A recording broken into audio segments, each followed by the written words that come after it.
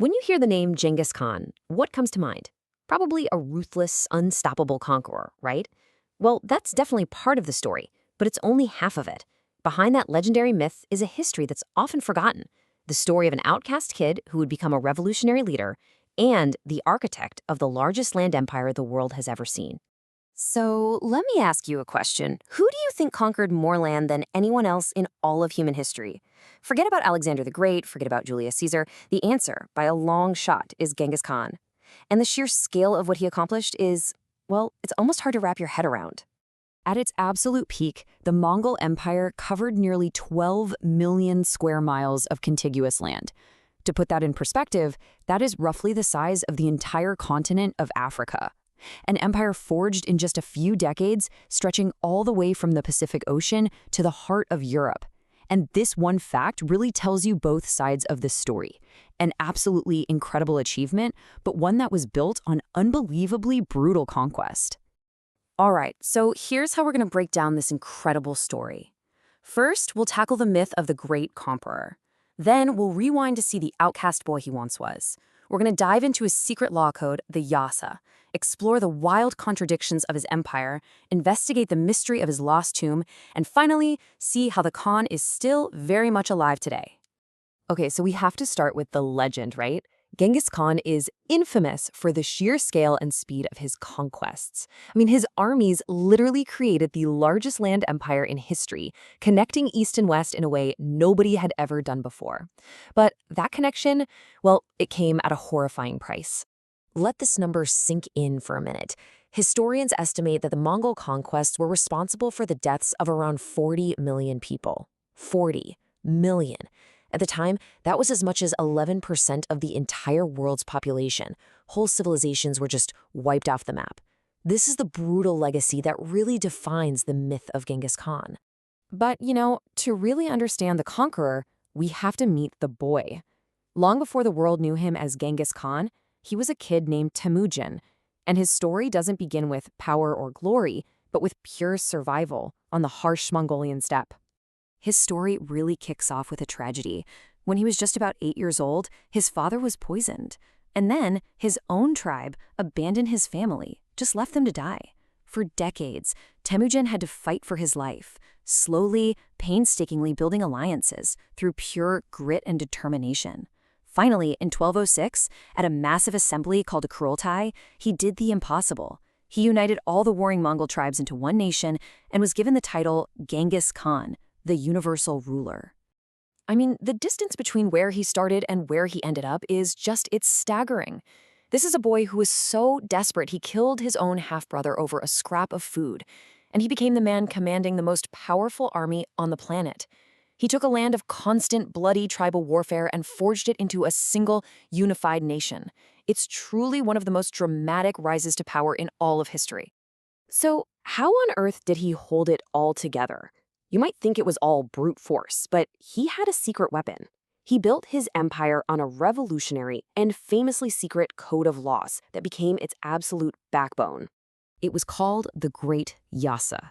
And what's wild is that no complete copy has ever been found. It was a secret code, most likely passed down by word of mouth. But we know what it was for: to ensure absolute obedience and transform those chaotic warring clans into a disciplined, unified force. And when you start to dig into these laws, you see this brilliant and, ruthless mind at work. For instance, he ordered absolute religious freedom.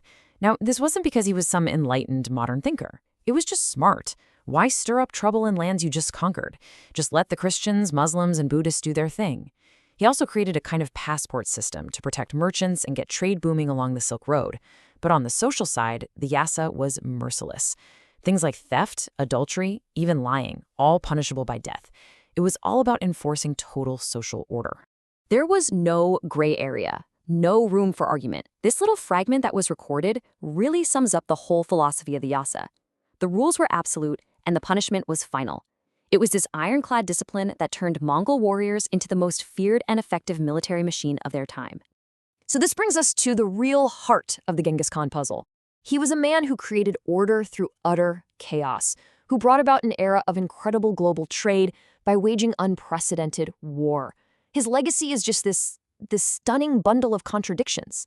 So how do you square these two realities? On one hand, you have the man who literally wiped entire cultures off the face of the earth. But on the other, you have a ruler who granted universal religious freedom, a concept that was almost unheard of back then. He was responsible for massacres on a scale we can barely imagine, yet he abolished torture within his own empire. He used terror as a weapon of war, but he also created the Yam, a revolutionary postal system that connected his vast empire. It's this crazy paradox. His brutal conquests actually made trade routes safer than ever, kicking off an era of stability known as the Pax Mongolia, the Mongol peace. After a life of non-stop conquest, Genghis Khan died in 1227 during a military campaign. But in his death, he created one of history's most fascinating and enduring mysteries, the location of his tomb. He asked to be buried in secret, and his followers went to some pretty extreme lengths to grant that final wish. The legend is seriously chilling. As the funeral procession moved, they supposedly killed anyone and anything that crossed their path. Then, the slaves who built the actual tomb were killed by soldiers. And then, those soldiers were killed by another group of soldiers, a final, bloody seal on the secret. To top it all off, they supposedly had 1,000 horses trample the ground to hide any trace forever. So for 800 years, everyone from treasure hunters to archaeologists have been searching for it. The leading theory points to a sacred mountain called Burkhan Khaldun, which is near where he was born. Other theories suggest it could be in a region of modern-day China, or maybe even in Kazakhstan near the tomb of his oldest son. The discovery of his talus back in 2004 also sparked new ideas that maybe his tomb is somewhere close to there. But here's a really important twist in this whole mystery. Many people in Mongolia today do not want the tomb to be found.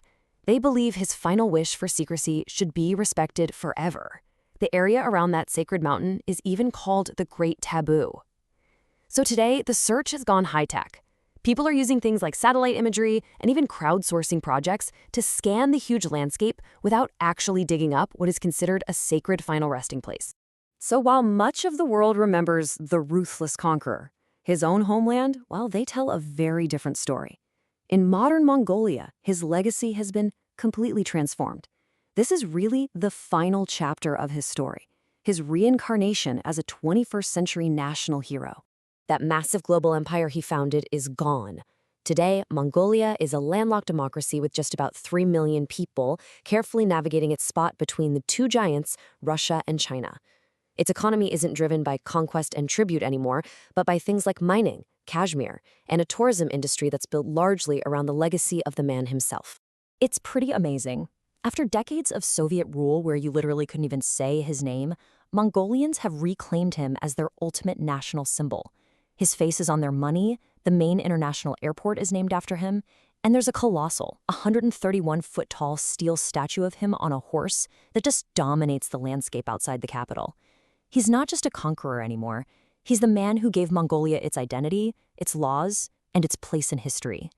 Which brings us right back to our central question. Was he a savage tyrant who unleashed death and destruction on a global scale? Or was he a visionary nation builder who created laws, united a people, and connected the world in ways that still matter today?